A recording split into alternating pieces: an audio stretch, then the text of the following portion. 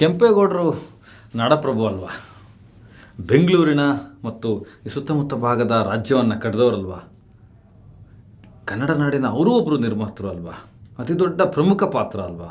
ಅವರೆಷ್ಟು ಕೆರೆಗಳನ್ನು ಕಟ್ಟಿಸಿದ್ರು, ರಾಜಗೋಪುರಗಳನ್ನು ಕಟ್ಟಿಸಿದ್ರು, ಎಷ್ಟು ಸುರಕ್ಷಿತ ತಾಣಗಳನ್ನು ಮಾಡಿದ್ರು, ಕೃಷ್ಣದೇವರಾಯನ ಅನುಸರಿಸಿ ಏನೆಲ್ಲ ಕೆಲಸ ಮಾಡಿದ್ರು.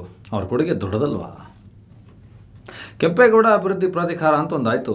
ಅದನ್ನು ಸ್ವತಃ ಡಿ ಕೆ ಶಿವಕುಮಾರ್ ಅವರು ಮುತುವರ್ಜಿಯಿಂದ ಶುರು ಮಾಡಿಸಿದ್ರು. ಅದರಲ್ಲಿ ನಮ್ಮ ಆತ್ಮೀಯ ಸ್ನೇಹಿತರು, ನಮ್ಮ ಸಹೋದರರು ನಟರಾಜಗೌಡರಿದ್ದರು. ಅವರು ಕಾಂಗ್ರೆಸ್ ವಕ್ತಾರರು, ಈಗ ಕಾಂಪೋಸ್ಟ್ನ ಅಧ್ಯಕ್ಷರು ಕೂಡ ಆಗಿದ್ದಾರೆ. ಕಾಂಗ್ರೆಸ್ನಲ್ಲಿ ತುಂಬ ಕ್ರಿಯೇಟಿವ್ ಪರ್ಸನ್.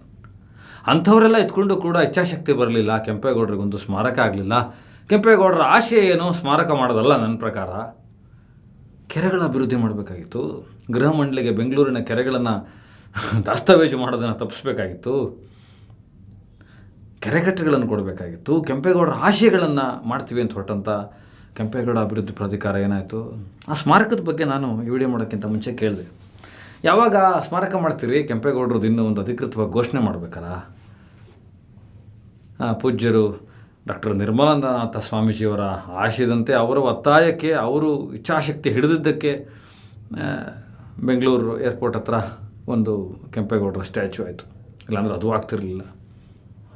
ಕೆಂಪೇಗೌಡರು ನಾವು ಮರೆಯೋಕ್ಕಾಗುತ್ತೇನು ರೀ? ಸಾವಿರಾರು ವರ್ಷಗಳಾದರೂ ಇವ್ರನ್ನೆಲ್ಲ ನೆನಪಿಸ್ಕೊಳ್ಳುವಂಥ ಕೃತಜ್ಞತೆ ಇಲ್ಲದೆ ಹೋದರೆ ನಾವೆಂಥ ಕನ್ನಡಿಗರು ರೀ. ಸ್ಮಾರಕ ಯಾವಾಗುತ್ತೆ ಕೆಂಪೇಗೌಡರದು ಅಂದರೆ, ಅವರು ರಾಜಕಾರಣ ಹೇಳ್ತಾರೆ, ಶಾಕ್ ಆಗಿಬಿಟ್ಟೆ, ದಿಗ್ಭ್ರಮೆಗೊಳಗಾಗ್ಬಿಟ್ಟೆ ನಾನು.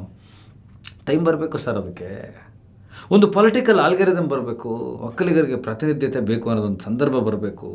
ಒಂದು ಪಾಯಿಂಟಲ್ಲಿ ಸ್ಟಾರ್ಟ್ ಮಾಡ್ತೀವಿ ಅದನ್ನು. ಅದು ಒಂದು ದೊಡ್ಡ ಟೂಲ್ ನಮಗೆ, ಅದೊಂದು ದೊಡ್ಡ ಅಸ್ತ್ರ ಕೆಂಪೇಗೌಡರ ಸ್ಮಾರಕ.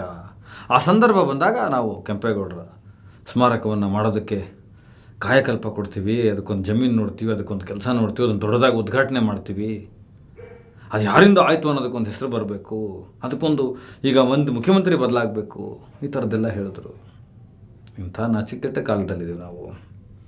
ಇದನ್ನು ಸ್ಮಾರಕದ ರಾಜಕೀಯ ಅಲ್ಲ, ಅಪಭ್ರಂಶತೆ ಅಲ್ಲ, ಅಥವಾ ಬೇರೆ ಏನನ್ಬೇಕು ನನಗೆ ಗೊತ್ತಿಲ್ಲ.